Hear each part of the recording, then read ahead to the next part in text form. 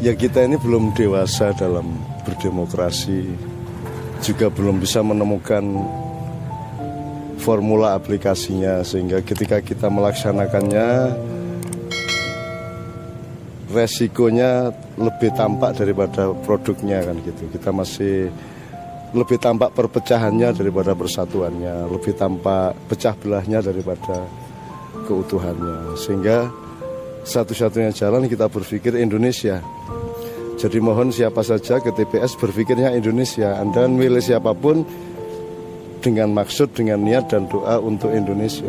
Jadi mudah-mudahan siapapun yang baik untuk Indonesia itu yang dimenangkan oleh Tuhan dan oleh kita semua. Jadi berpikir Indonesia. Mohon Pak Jokowi, Pak Prabowo dan semua timnya juga berpikirnya itu Indonesia, bukan berpikir menang kalah dia. Bukan berpikir kelompoknya, tapi berpikir seluruh rakyat Indonesia. Satu-satunya jalan cuma itu. Dan itu cuma beberapa hari kan, kita berpikir Indonesia. Syukur setelah itu kita dikasih jalan oleh Tuhan dan oleh diskusi kita bersama untuk menemukan sebenarnya parpol yang Indonesia begini. Bukan parpol, bukan PDIP yang untuk PDIP, tapi PDIP untuk Indonesia. Bukan Gerindra yang Gerindra, tapi Gerindra yang Indonesia. Mudah-mudahan besok ketemu. Kalau besok ketemu, maka semua institusi politik, semua lembaga-lembaga sosial, apapun yang mendukung proses demokrasi ini bisa lebih matang, lebih dewasa, karena sekarang kita belum dewasa secara politik. Kemarin sempat ada gap, Cak Nun, kesannya suasana menghangat di tengah masyarakat. Harapannya kan setelah pemilu berlangsung juga kita ini tetap sejuk, Cak Nun ya? Ya, orang hidup itu sebenarnya kan harus berjuang untuk naik. Ya kalau Anda SD ya berjuang supaya SMP, SMA sampai doktor. Artinya cara pandang kita, resolusi kamera, pikiran kita itu harus makin meningkat. Sekarang kan kita sedang hitam putih. Kalau nggak hitam ya putih. Kita nggak bisa diomongin hijau, merah, kuning, nggak bisa. Karena kita ngertinya hitam apa putih gitu. Nah sehabis Pilpres besok kita harus mulai belajar kembali untuk menemukan warna yang bermacam-macam dalam bermasyarakat. Hidup itu bukan hanya kalah dan menang. Sebab menang belum tentu menang, kalah belum tentu kalah. Menang menurut siapa, kalah menurut siapa. Jadi menang untuk Prabowo atau untuk Jokowi tidak sama dengan menang untuk Indonesia. Maka seharusnya Prabowo Jokowi memenangkan rakyat Indonesia. Konsepnya seperti itu kan. Suasana kebatinan kemarin saling hujat, sindiran. Iya, dan itu kan karena resolusinya hitam putih. Menang atau kalah doang. Jokowi atau Prabowo doang. Padahal hidup ini kan begitu luas. Nah, tolong setelah nyoblos, masing-masing mencoba menciptakan situasi psikologis, kultural di kampung, di kampus, di mana-mana, di masjid, di gereja untuk mengindonesia kembali. Gitu loh. Katakanlah yang jadi presiden bukan orang yang kita pilih, kita harus dorong untuk tetap berbuat untuk Indonesia. Kita harus desak dia berbuat, jangan untuk dirimu, jangan untuk golonganmu, tapi untuk Indonesia. Kalau memang mereka berbuat untuk Indonesia, kita tidak khawatir apa-apa lagi udah. Tidak khawatir kalau Jokowi nanti akan begitu, kalau Prabowo akan begitu, kan tidak khawatir lagi.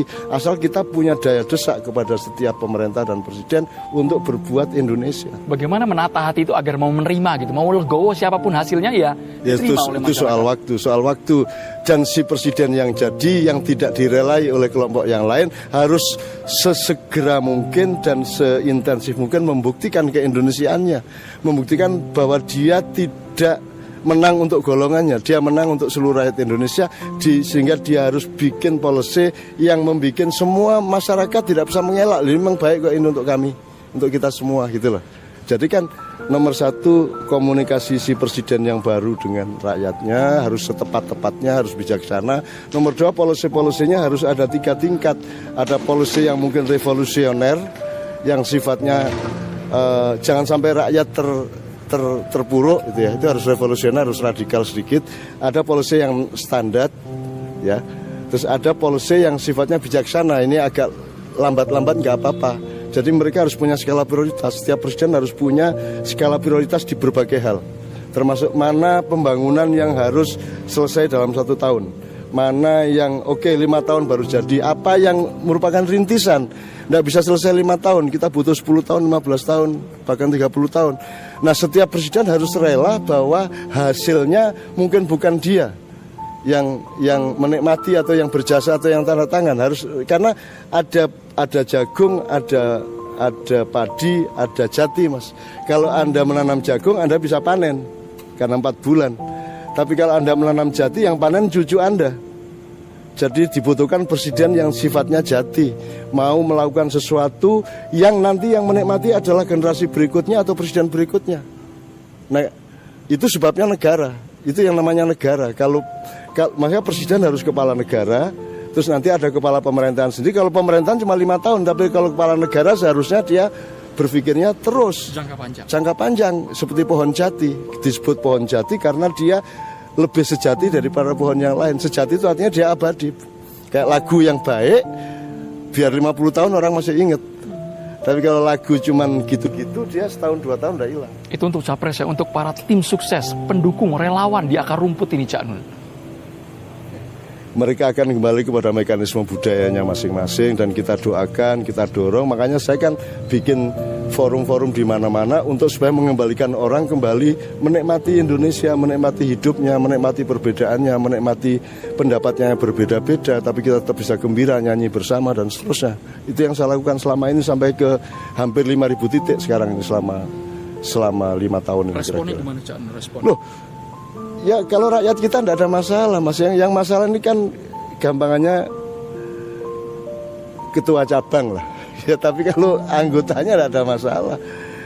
Yang masalah itu sebenarnya kan kelas menengah simpulnya, terus nanti agak atas, terus elitnya yang punya masalah. Kalau rakyatnya sebenarnya tidak ada masalah. Kita acara sampai jam 3 pagi terus kok. Dan gembira semua dan bermacam-macam di antara mereka, tidak ada masalah. Hujan tidak masalah, tidak ada yang nyuri, tidak ada yang teriak-teriak, tidak ada yang macam-macam. Kalau rakyat kita dasar. Masyarakat sudah peka saat ini, Cak Nun melihatnya. Masyarakat kita itu tidak ada yang lebih dasar dari rakyat kita dibanding di seluruh dunia, Mas. Makanya Presiden Indonesia itu mestinya adalah presiden yang sangat menikmati dan memahami itu. Enak kok jadi Presiden Indonesia, rakyatmu itu tidak rewel kok. Sepak bola menang aja udah seneng kok. Asal nggak terlalu sering digusur sudah seneng kok. Biasanya 5 kali, sekarang cuma 2 kali udah seneng kok. Rakyat kita itu dahsyat kok, Mas. Dan mereka yang menghidupi elit tuh, Mas.